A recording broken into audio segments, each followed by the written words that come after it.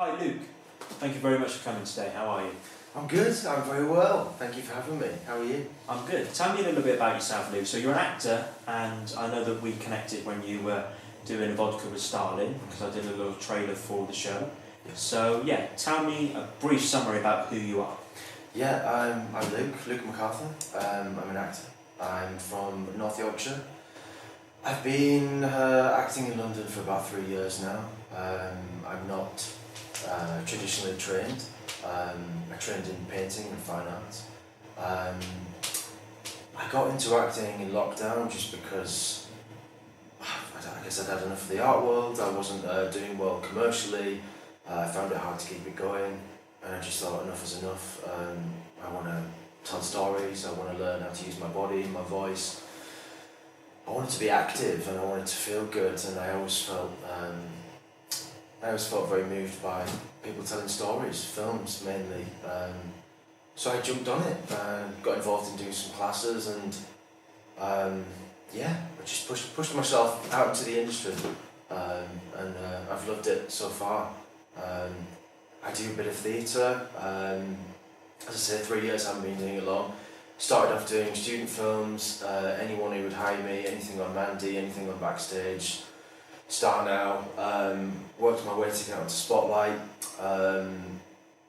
still do student bits, the odd feature film, but I did my first play last year, so just very fresh, but I love it so far, and very glad to be here interviewing you.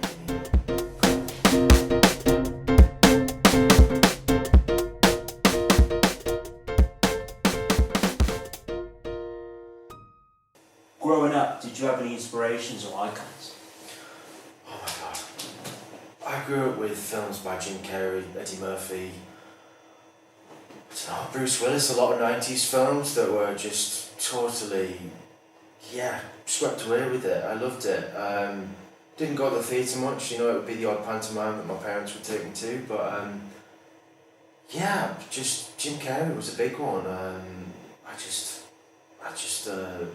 laughed, rolled around, loved it. Loved film.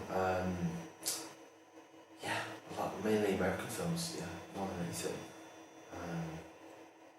Any other stars? No. Can't think, gone blank.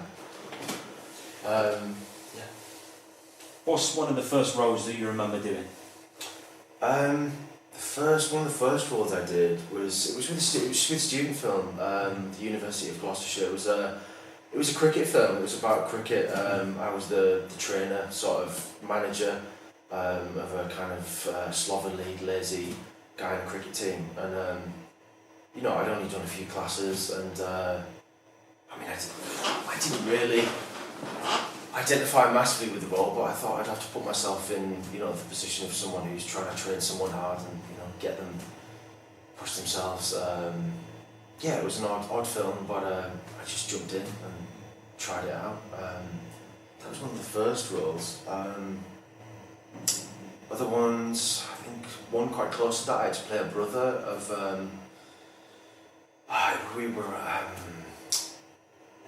think it was like a funeral, our father's funeral, but we found out that me and my brother, I was kind of the older brother, kind of mentoring my younger brother, and we found out that our dad had another family, so I had to kind of identify with loss in the family, and I tried to bring my own kind of personal experience with loss into the film, and that was quite difficult.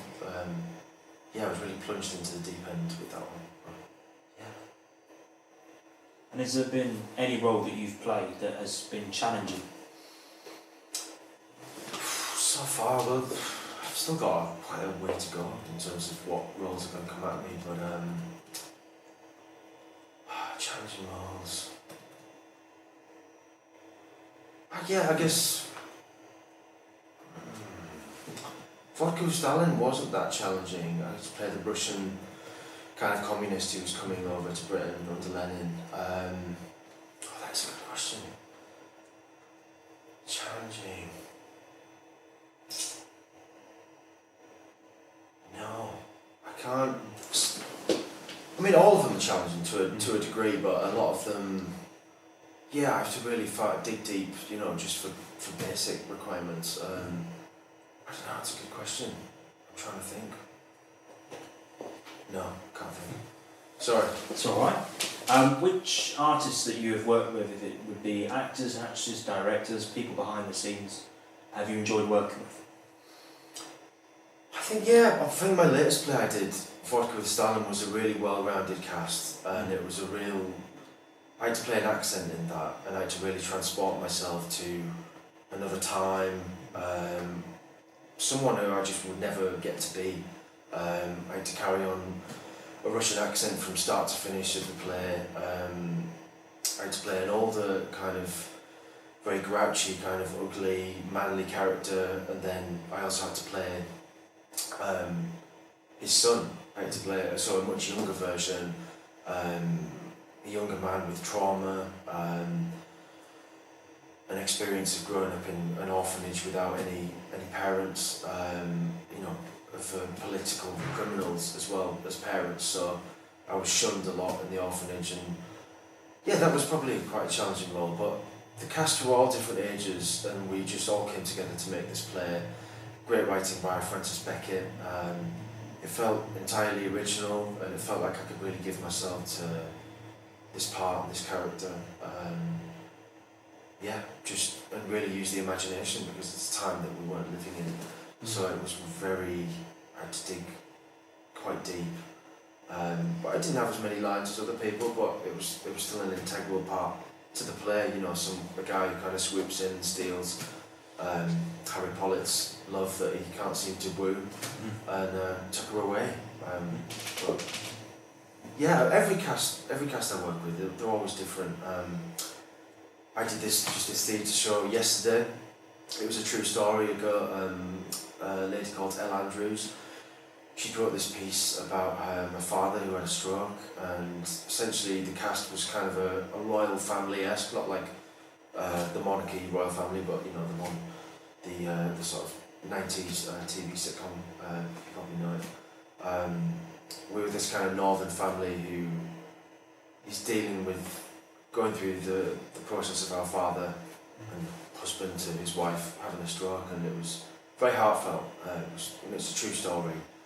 And I could also see correlations between that story and, you know, stuff in my own family where my dad had a heart attack and what that's like dealing with it as a young person and trying to live your own life but carry the weight of being there for your family as well at the same time while trying to find your way in life is really tricky. And I got to play a northern accent, which is my own native accent.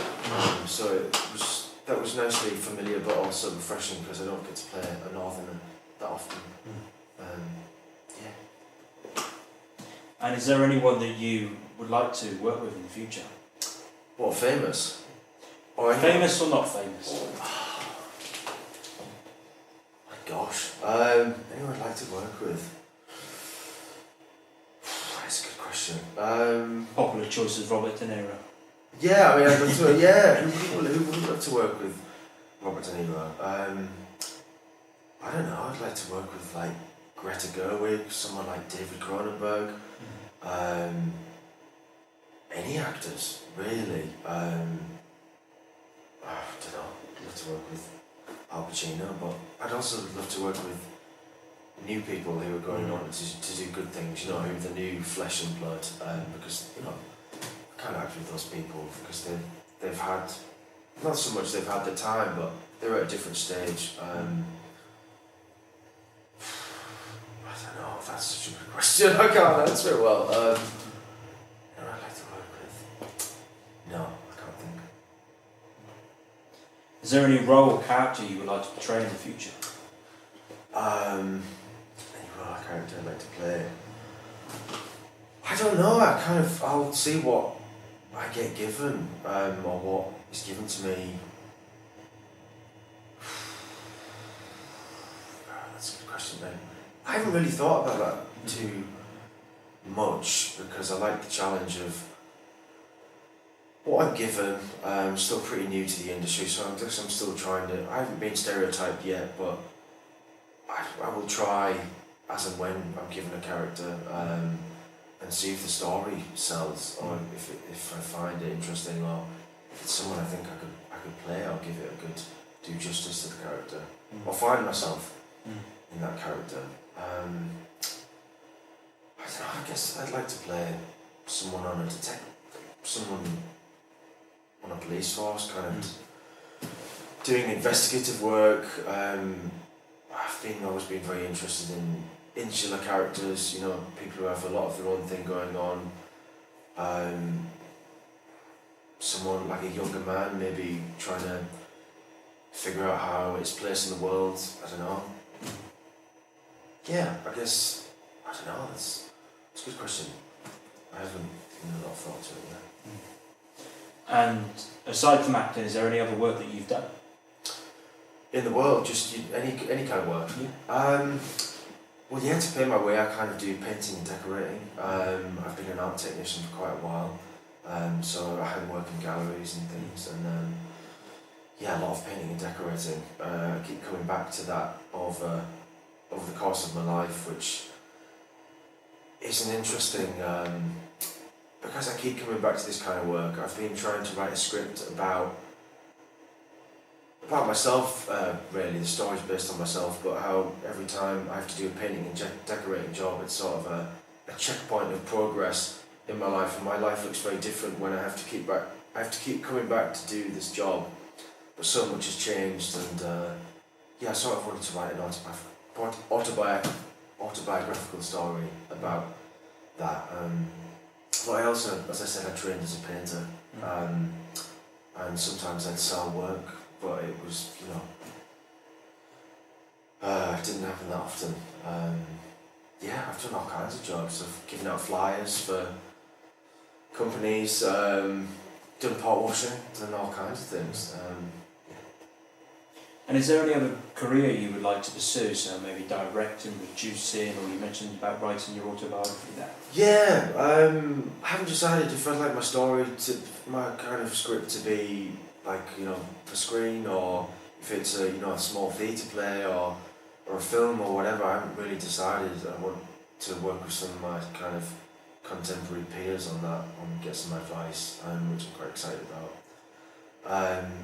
But yeah, I would love to direct people. I feel like being in an actor's seat, you sort of think, well, I don't. There's many things I have to learn about acting still, but you kind of think, well, I've learned this part now. How else could I get involved, or could I offer things more as a director, or just a person who carries equipment, or produce things, or invest in someone's production if I think it's good. But yeah, I would love to direct. I'd love to direct, especially my own kind of story that I wrote. I'd love to hire the people that I've worked with, and pay them as much as I can. You know, my own earnings, or try and raise funds. I'd love to do that. Yeah, but writing and directing, I don't know when that will come into my career, but I'd like to do it at some point. Yeah, get it in order. And what would you say are the advantages and disadvantages of working in this industry? It's an oversaturated industry. I've learned that in 3 years. I love this industry because I've found my strengths in trying to be myself. I've met people, I've met agents who want to mould you for their own purposes of, you know, their own capital gains. But I've found that mostly when I'm myself, or I'm true to myself and I'm true to a project, I do it for the right reasons. I don't necessarily do it for pay. That I find my own identity in there, and that I find my best work is going to come out in that. Not necessarily when the stakes are low, but when we have creative freedom, which, because I'm at this kind of mid-tier, low level, because I'm starting out, I haven't been in the industry long, I can really explore those opportunities. So that's been amazing, and it's been a dream come true to discover that and work with that. Disadvantages is just managing to keep going along a balanced steady pace. The anxiety of being an actor is tough, and I haven't even delved that deep yet. We're entering it now. We're on the periphery. I'm going into it. Trying to keep your confidence up and stay positive is tough, but you have to really stay true to yourself and don't let yourself be moulded by too much commercially by the industry. If you have something, it's going great, you're getting money, great, go with it, but don't forget why you started in the first place, because I think that's your identity and it's important. And that's what sets you aside from other people, because I've read a lot of interviews about how it's very important to separate, to set yourself aside from what the herd is doing. You're on the other side of the barricade, and that's important. Because we're all different, it wouldn't be interesting, we wouldn't have things to offer as characters, as creatives, as people with great imaginations if we all just followed suit and did the same things and tried for the same opportunities. Which we all do, try for the same opportunities, but try and create your own, but push yourself and be true to yourself and your heart, I think. As corny as that sounds. Would you have any further advice to what you've just said there? Further advice for young people or anyone? I didn't know what I was doing in my early 20s. I fantasised about doing acting when I was 25. I later got into it when I was 27. I didn't know acting was a real job. I didn't know it was a craft. I didn't know that you could work for it, work at it, create. I thought actors in films, I thought they were real people. I thought it was so, because I was so little, I just believed that this is how they are all the time, but they're different people who give so much, they make everything from nothing. You can do whatever you want to do. Get a job on the side, work hard, believe in yourself, and be nice to everyone, and just believe everything's possible. It's well within your capabilities. Yes, it's extremely hard, but believing in yourself is a big one. Yes, I thought I have talent sometimes, but I thought the other half of it is believing in myself that I can actually do it. And in times in life when you get older, you'll struggle with that self-belief. Self-belief is crucial to go the full distance, and it's, as everyone says, it is a marathon. So yeah, I'm very happy to be here and trying in whatever capacity it is. Thank you very much for your time, David. Yeah, you're welcome.